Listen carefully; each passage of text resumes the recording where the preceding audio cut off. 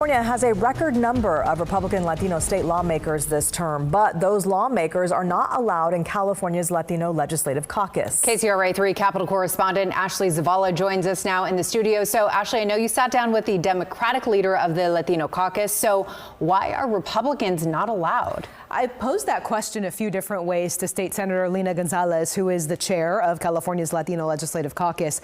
The caucus has a lot of power. It pushes state policies and state laws and secures resources that will impact and are meant to benefit the lives of California's Latino population. California has a total of 43 Latino lawmakers. About a third of the state legislature is represented by them.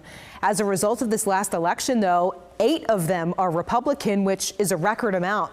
Gonzalez signaled the issue of immigration and mass deportation is where the caucus is drawing the line this year.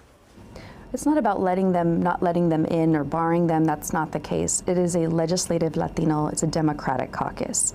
So just as I wouldn't ask as a Democrat, even though I'm Latina, to be a part of the Republican caucus, we don't share values in some regards.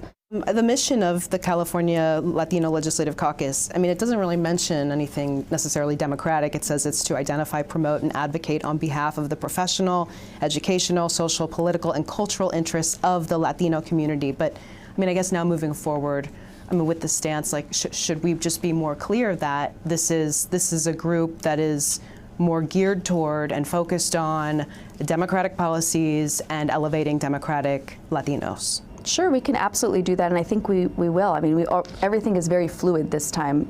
Obviously, we went through an election that we realized, we have to stand strong on our values. And this is one thing, whether you're a progressive Democrat or a mod Democrat, we believe in one thing, and that is supporting immigrant communities and not othering them, not dehumanizing them, and standing firm against many of these unconstitutional actions by the federal government.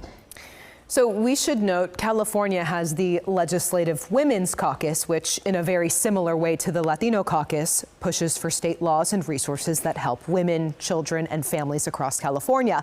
That caucus is made up of both Republicans and Democrats. When I asked Gonzalez what prevents the Latino Caucus from having a similar structure, she did not directly answer the question, but noted Republicans can create their own caucus. We're waiting to see what those Republicans decide to do at this point, though. So, Ashley, did Gonzalez say what Democrats are trying to do to win Latino voters back, if anything? Yeah, I mean, Gonzalez acknowledged the gains that President Trump made this election, as well as, again, those Republican Latino lawmakers that are now in the legislature. She said that Democrats are going to have listening working groups that go around the state, especially in those areas that flipped from blue to red. And thinking of, for example, Assembly members Leticia Castillo and Jeff Gonzalez, they both flipped 2 parts of the Inland Empire from blue to red. And so they're going to go into those areas and find out what exactly happened in this past election. What did, I guess, maybe lawmakers didn't hear from those groups.